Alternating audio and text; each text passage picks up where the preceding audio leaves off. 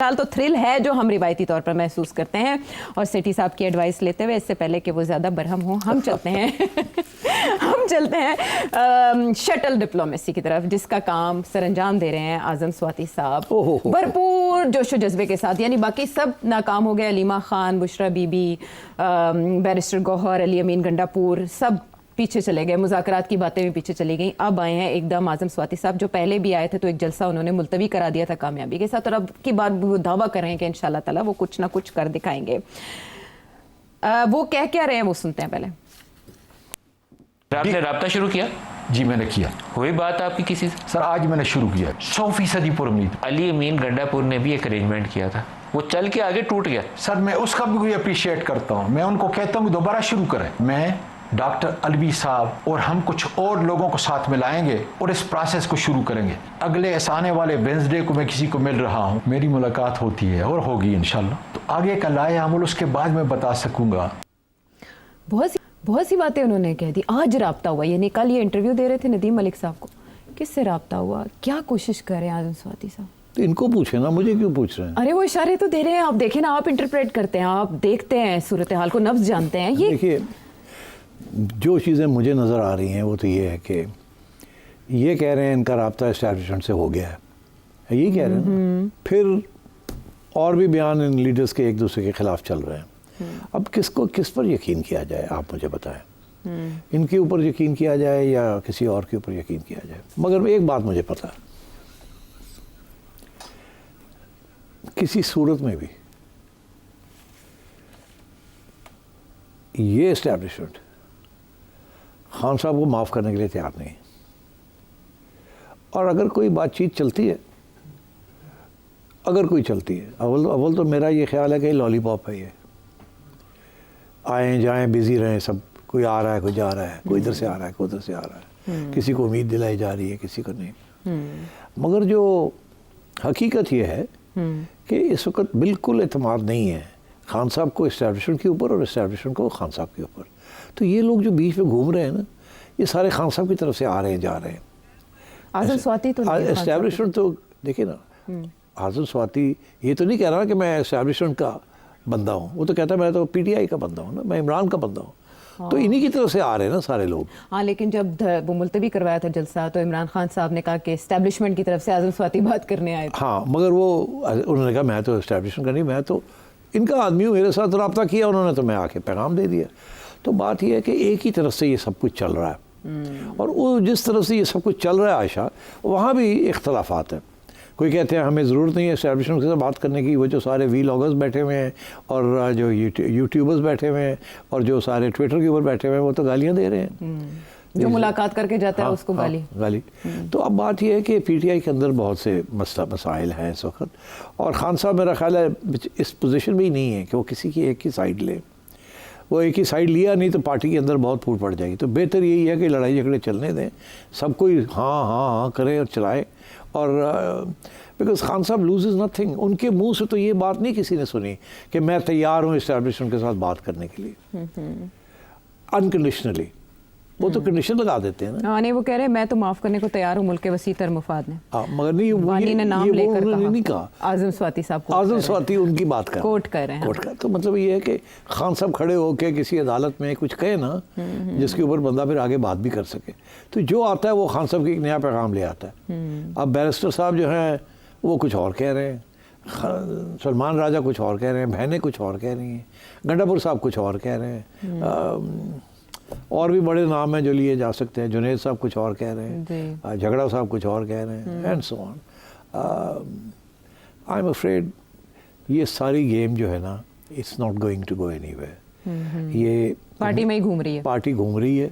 कोई एक हर रोज़ कोई ना कोई नया बंदा आ जाता है जो कहता है मेरे पास सोल्यूशन है, मैं राब्ते में हूँ और मैं मसला हल करूँगा। सबकी यही कोशिश है कि मेरा कोई तीर लग जाए कहीं, कि मेरी भी हैसियत बन जाए ताकि मैं कोई लीडर बन जाऊं। पर पीटीआई के अंदर इतने लीडर्स हैं कि अब आपको पता नहीं कौन सा लीडर किसके साथ बात कर रहा है और क्या नहीं कर रहा। इसलिए माय सेंस इज कि एस्टैब्लिशमेंट्स का सिर्फ एक इंटरेस्ट है कि डिस्टेबलाइजेशन ना हो। अगर किसी तरीके के साथ खान को अंदर रखे हुए और उनसे ये मनवा लिया जाए कि अपनी पार्टी को कहीं डिस्टेबलाइज ना करें, हमें चलने दें, तो फिर आगे जाके जब एतमाद हो जाएगा एक दूसरे के ऊपर तो फिर देखा जाएगा आगे जाके। अगर अगर तवक्को करते हैं कि जी कोई डील हो जाए, तो एस्टैब्लिशमेंट ने कोई डील में इंटरेस्टेड नहीं है, किसी किस्म की डील में इंटरेस्टेड नहीं है। ये मेरा इंफॉर्मेशन भी है और समझिए तज्जिया भी है। अच्छा, बिकॉज देखिए इस वक्त तो आज डील होती है तो खान साहब तो फिर वापस पावर में आना चाहेंगे ना। तो ये जो सारा कुछ महल एक बनाया हुआ है एस्टैब्लिशमेंट ने, एक सिस्टम बनाया हुआ है, तो खान साहब तो इसको कभी नहीं एक्सेप्ट करेंगे। उनकी बात शुरू ही वहीं से होती है। तो वहीं से होती है। तो वो तो कहते हैं जी, सिर्फ इतना कहते हैं अच्छा मैं इंतकाम नहीं लूँगा तो इससे ज़्यादा तो नहीं वो कुछ कहते। तो वो भी उसके ऊपर भी यकीन नहीं आता ना, बिकॉज उनके तो मौक़िफ़ ही है कि सब कुछ साफ करना है मैंने छोड़ना ही नहीं किसी को। तो इसलिए मैं आई एम अफ्रेड, मैं ये सारी जो बातें चल रही हैं, स्वाति दिन रात उसके ऊपर इंटरव्यूज़ हो रहे हैं, ये हो रहा है, कोई इसका फ़ायदा नहीं है। बट उनकी ये स्टेटमेंट के बानी ने कहा बात करो डील नहीं करो, क्योंकि मैं डील नहीं करने वाला, ना डील मेरा काम है। बात तो बात फिर क्या करे? हाँ, ये क्या बात क्या करेगा? बात ये करेगी जी आप खान को छोड़ दें कैसे छोड़ दें? वो तो डील के बगैर नहीं होगा ना, जाहिर है। और वो भी कोई बहुत ही बड़ी डील होनी पड़ेगी जो कि जिसका जाके रिज़ल्ट जो है वो 5 साल के बाद मिले या 6 साल के बाद मिले। अभी तो जो चीज़ नज़र आ रही है वो तो ये नज़र आ रही है कि ये हाइब्रिड सिस्टम जो है, अगर आपका ख्याल है कि अगले साल ख़त्म हो जाएगा तो ये गलतफहमी है। ये तो शायद 4-5 साल और चले जिस तरीके से सूरत हाल है। तो क्या खान साहब जेल में इंतज़ाम करेंगे या बाहर निकल के माफ़ी मांगेंगे? सवाल ही पैदा नहीं होता। तो इसलिए ये लॉलीपॉप है, आओ जी आओ बात करो। अब देखें ना, ये जो अमेरिका से लोग बुलाए हैं, ये बुध को किससे मिलने जा रहे हैं आज़म स्वाति साहब? पता नहीं किसको मिलने जा रहे हैं, कोई होगा कर्नल टाइप। मुझे लगा वो डेलीगेशन जिसकी आप बात करने वाले। हाँ, तो मतलब लिखे वो भी तो हो गए ना यहाँ। उसकी जो खबरें आई हैं वो यही आई हैं ना कि उन्होंने आगे से कहा कि कोई ऐसे काम करें जैसे आप ये बंद करें, ये बंद करें, ये बंद करें, फिर उसके बाद फिर मिलेंगे, देखेंगे एतमाद कुछ बना कि नहीं बना, फिर देखेंगे। उन इस्टेब्लिशमेंट की तरफ से तो कोई वादा नहीं है किसी किस्म का। इनसे कहा जा रहा है कि आप ये बंद करें ना, ये बंद करें ना, ये बंद करें, कॉन्फिडेंस बिल्डिंग मेजर्स आप करें ना, मगर इनके बस की बात नहीं है, इनके हाथ में ही नहीं है पार्टी। हाँ, खान अंदर है, खान बाहर निकल नहीं रहा है, और वो बाहर नहीं निकलेगा तो वो किसी किस्म का कोई चीज़ बंद नहीं करेगा, वो एक काउंटर प्रेशर चलेगा, टॉक फाइट, वो तो उसकी पुरानी स्ट्रैटेजी है। तो अब एस्टैब्लिशमेंट भी लॉलीपॉप दे रही है, अच्छा ठीक है, टॉक फाइट। तो I don't think this is going to go anywhere. अच्छा, जब भी किसी की पीटीआई में बात होती है तो कहा जाता है कि वो कॉम्प्रोमाइज़ है, बल्कि पीटीआई में तो हर कोई एक दूसरे को यही लेबल कर रहा होता है। क्या आज़म स्वाति साहब इमरान खान साहब के साथ फेयर है? I don't know this, but I can tell you one thing. आज़म स्वाति साहब की रेपुटेशन इतनी अच्छी नहीं है। अमेरिका से जब ये छोड़ के आए थे तो बड़े इनके ऊपर इल्ज़ाम थे, और केपी के अंदर भी बहुत से इल्ज़ाम थे इन पे। और ख़ान को पता है कि इनकी कोशिश यही रही है कि इस्टेब्लिशमेंट के करीब रहें। पहली इस्टेब्लिशमेंट के तो करीब थे ना, तो ख़ान खुद करीब था जी। उस वक्त तो खान सबसे ज़्यादा करीब था। तो आंखों के तारे थे। तो ये जो है, ये मेरा नहीं ख्याल इनकी कोई ख़ास अहमियत है, ये बनाने की कोशिश कर रहे हैं। देखिए ना, एकदम आसमान से गिरे हैं और आके टेलीविज़न के ऊपर हर रोज़ बैठे हुए हैं, तो उनका तो बन रहा है ना परसोना।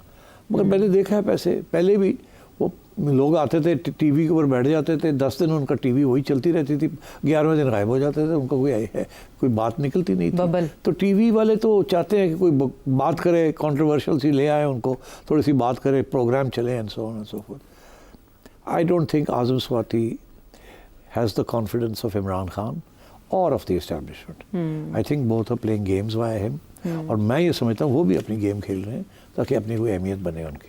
अच्छा, आई थिंक दैट्स इट। अच्छा, एक और चीज़, एक और शख्सियत जिनको इन्होंने सिंगल आउट किया, एक तो ये कि आर्मी चीफ के उस्ताद के ज़रिए मैंने बात करने की कोशिश की आज़म स्वाति साहब के बकौल, और एक आरिफ अलवी साहब ने अपने तौर पर कुछ कोशिशें की, वो नाकाम रही। हाँ, तो आरिफ अलवी साहब अब आजकल वो बहुत मसरूफ़ हैं अमेरिका में, उनका अब वापसी पे कोई किरदार हो सकता है या वो वापस आएंगे? वापस तो आएंगे जो वहाँ पर एफर्ट्स कर चुके हैं उसके बाद भी आएंगे। हाँ आएंगे वो। अच्छा, उनके ऊपर क्या इल्ज़ाम है? कोई इल्ज़ाम नहीं। इंटरव्यूज़ वगैरह उन्होंने ऐसे वो देंगे और भी देंगे, कोई ऐसी बात नहीं है। Is been an ex president, उनको हाथ लगा के जेल में डालना is not an easy thing, एक बहुत बड़ा प्रोपेगेंडा कू बन जाता है। मगर so Arif Alvi is not under any threat.